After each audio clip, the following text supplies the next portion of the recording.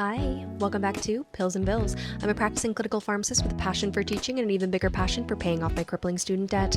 I did design this top 200 drugs coloring book by myself to help med, nursing, pharmacy students and techs learn smarter. So grab a pencil, let's color, review, and make these drugs stick together. If you'd like to color along with me, this book is available on Amazon and TikTok Shop. And with that, let's begin. Alright, today we're diving into Tamiflu, one of the most widely used antiviral medications during flu season, and a drug that can shorten the course of influenza when it's started early. More specifically, it's classified as a neuraminidase inhibitor.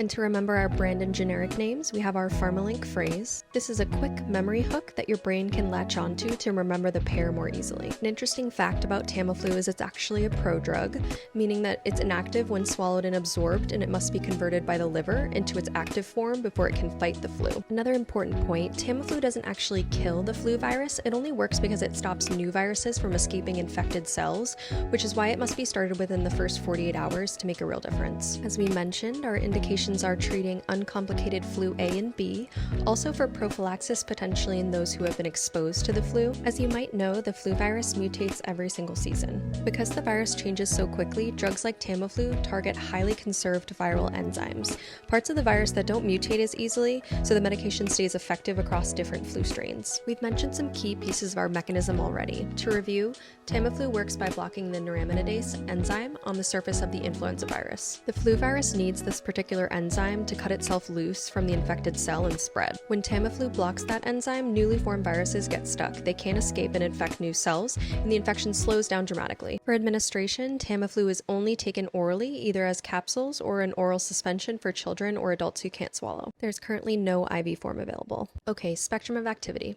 A drug's spectrum simply means the range of organisms it works against. In this case, Tamiflu's spectrum is very narrow and targeted. It works against flu A and B only, nothing else. No colds, no COVID, no bacterial infections. Moving to side effects, neuropsychiatric events have been associated with Tamiflu, with symptoms like confusion or unusual behavior, particularly in children.